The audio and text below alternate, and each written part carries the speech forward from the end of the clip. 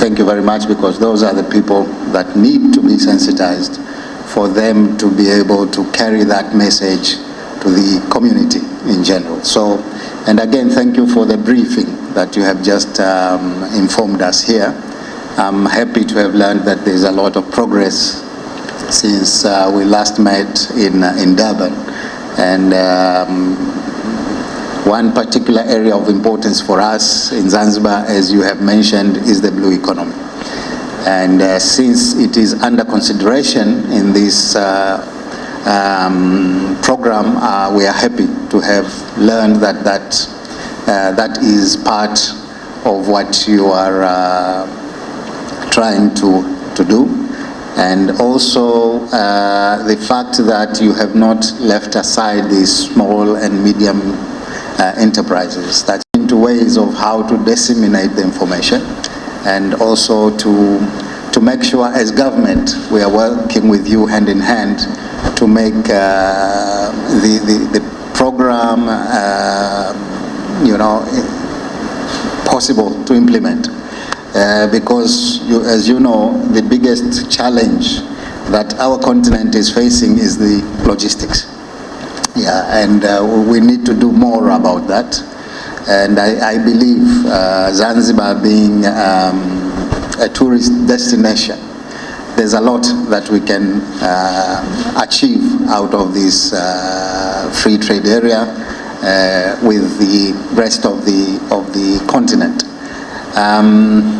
So let me conclude by saying we are happy and we are thankful that you have been able to come to Zanzibar twice in order to speak to all the stakeholders, and we believe that the meetings that you are undertaking will be helpful to our community here and to Tanzania in general. So thank you once again for that.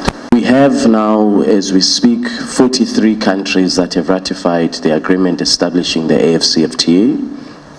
The most recent countries were Morocco, DRC, and Cabo Verde to ratify the agreement.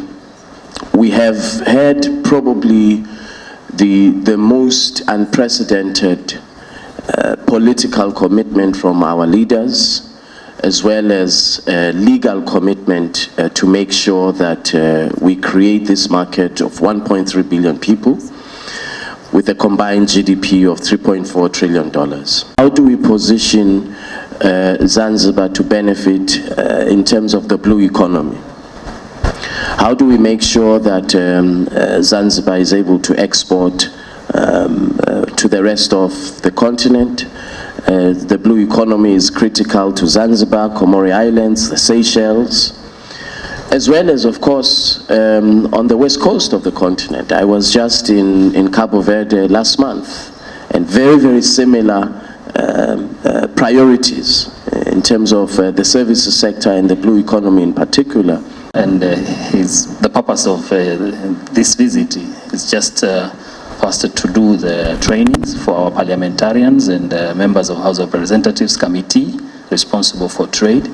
But also this courtesy call is first to greet you, but also to give you brief updates on the development of African Continental Free Trade Area.